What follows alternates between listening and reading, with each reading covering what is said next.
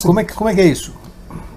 Você que nos vê e nos escuta pode esquecer todas as bobagens que eu falei até agora, mas isso aqui que eu vou falar agora, se lembre que é interessante. O que nós, seres humanos, precisamos compreender é que essa coisa que funciona em mim, em você, que seria a nossa percepção de sermos alguém individualizado, percebendo e pensando, a gente chama isso de consciência.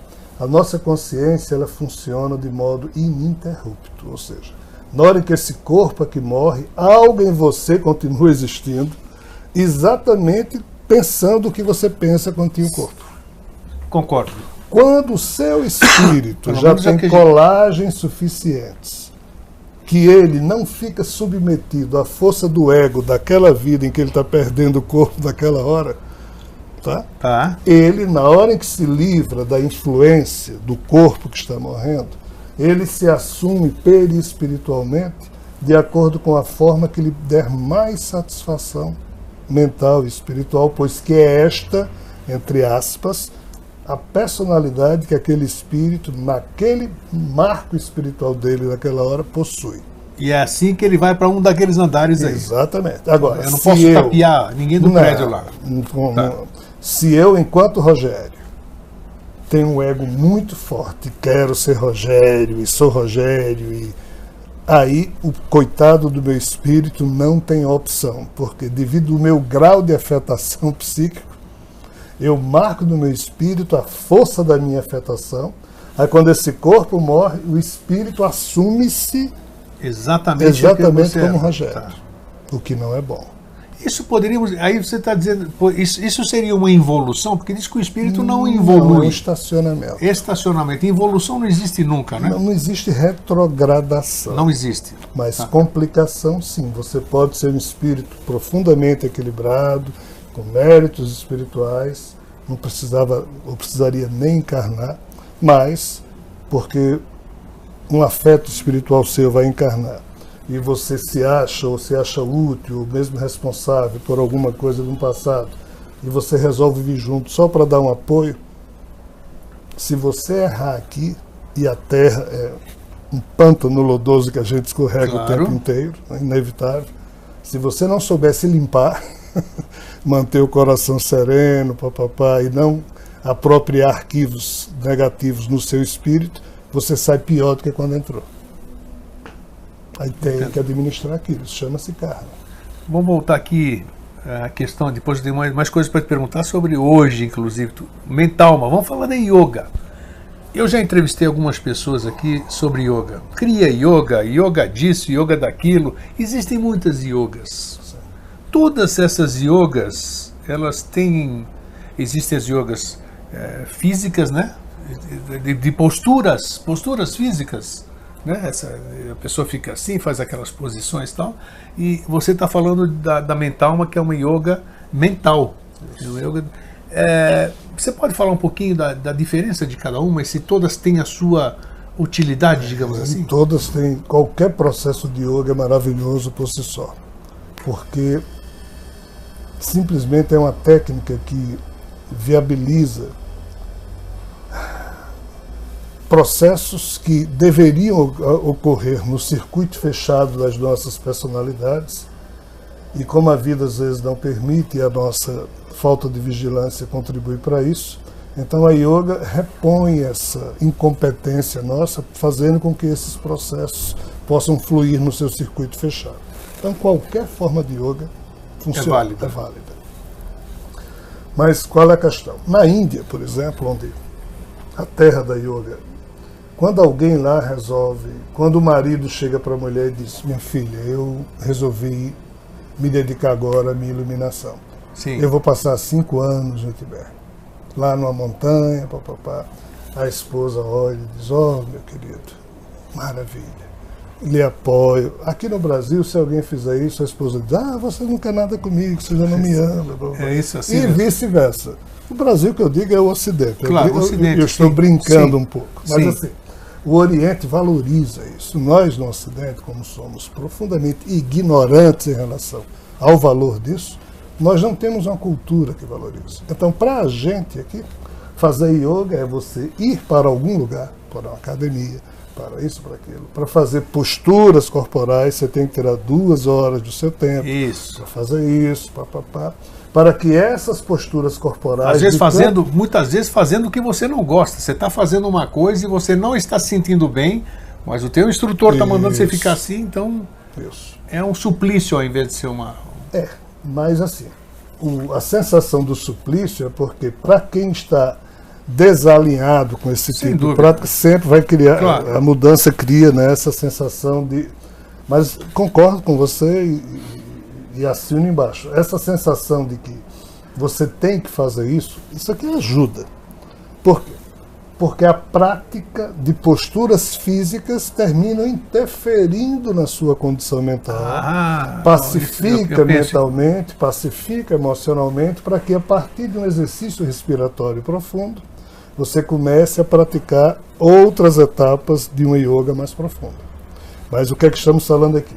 Que a atitude corporal modifica o jogo mental para permitir que a yoga se expresse. Sim.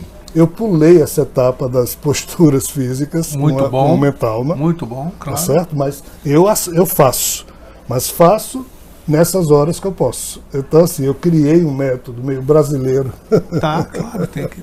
de fazer a yoga no sentido das posturas físicas, mas ainda quando eu não as faço, o método que eu criei é de fazer jogo mental, postura com a mente. Então, como objetivo final da yoga é trabalhar a mente para que haja um alinhamento, uma plenitude vibratória entre a mente espiritual e a mente que surge do epifenômeno de uma natureza egóica animalizada existir. Sim. Os antigos mestres da Índia, Sai Baba, falava muito disso, que a grande disciplina que todo ser humano que se pretenda mestre de si mesmo deve seguir é o da plenitude vibratória. É quando você coloca a linha numa mesma direção, seus sonhos, seus objetivos, suas metas, a sua expressão, ou seja, as suas palavras, os seus sentimentos, as suas atitudes, ou seja, Hermes Trismegisto dizia, quando você põe o foco da sua atenção em algo, para ali você converge toda a sua energia. Sem dúvida. Então essa atitude da plenitude vibratória, associada a um exercício de meditação vinculado a algum tipo de pranayama, quando você cria essa disciplina mental, e isso é o que eu chamo parte do meu processo mental. A tua técnica diariamente passa por aí. Tem a pranayama, respiração é a também? base de tudo. Sem pranayama não ocorre nada. Não ocorre nada. Como esses mestres apontam, e o próprio Chico Xavier, através de Emmanuel, também apontaram isso na revelação espírita, mas sem aprofundar, são 2 regrinhas básicas. A soberania espiritual de cada ser humano passa necessariamente pelo controle das emoções. E, segundo, o controle das emoções passa necessariamente pelo controle da respiração. Por quê? A respiração é o único ato do nosso corpo que tanto pode ser voluntário ou involuntário. Se eu não prestar atenção, a respiração acontece. Mas acontece como? Assim, ó.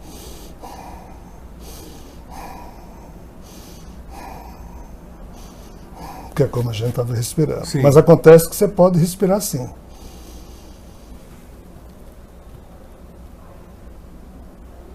Totalmente diferente, claro. Então, em vez de em 1 minuto, você...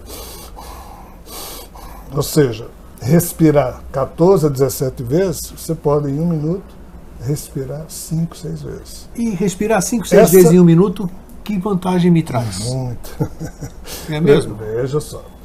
O nosso ancestral, ele andava nas savanas africanas, ao longo da evolução do Pleistoceno, nos últimos 1.800.000 anos, andando, respirando como? E olhando para as savanas. Quando alguém dizia, tem um leão ali, é que ele começava a respirar.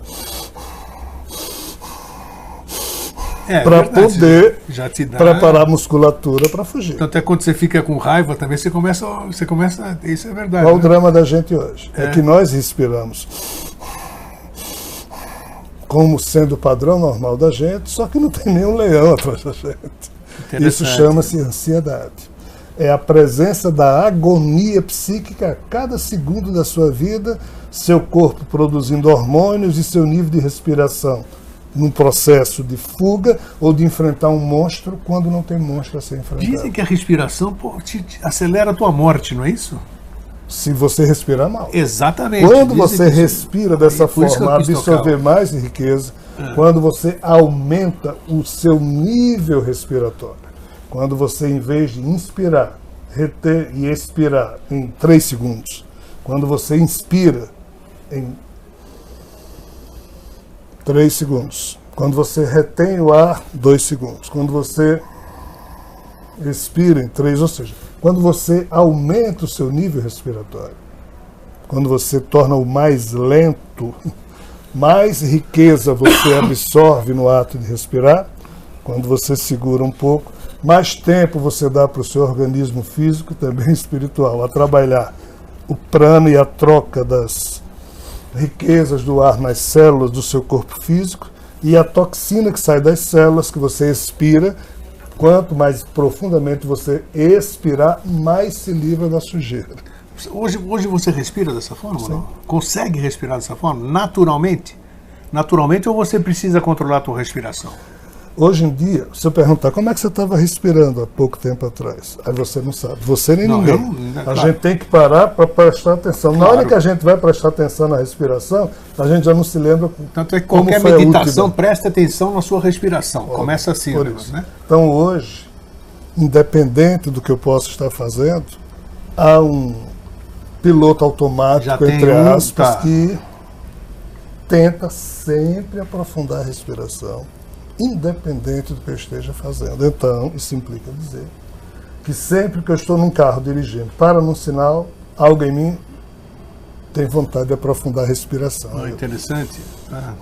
Você botou um comando no seu cérebro. Isso é quando você trata a respiração não mais como um ato involuntário, mas como um ato voluntário, ou seja, aquilo passa a ser uma prioridade da atenção do seu psiquismo enquanto estáquio. Sim.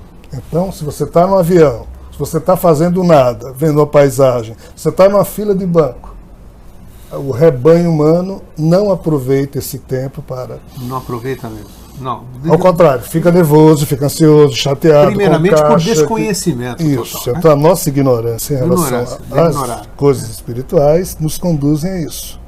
Então isso é importante, por isso que eu quero te agradecer mais uma vez e deixar as portas aqui do Vida Inteligente abertas para quando você quiser. Sou eu quem agradece, realmente fico muito feliz, seja de revê-lo, seja de estar aqui com seus telespectadores, e agradecer a oportunidade de trocarmos essas informações, de refletirmos sobre esses diversos aspectos da vida, mas assim, de minha boca não sai nada com pretensão de que é verdade, de que está certo. Isso é só semente para a gente refletir. Muita coisa do que eu falei aqui foi e é útil para mim. Talvez não seja para você. Então, tudo tem que ser avaliado, pesado, medido, mas de toda forma, agradeço aí a generosidade, a paciência com que você que nos vê e nos escuta, nos brindou aí, pegando carona na sempre simpática e postura maravilhosa e fraternal de Eustáquio. Enfim, é um prazer enorme, sou eu quem agradece. Obrigado. Um fraterno abraço e um feliz sempre.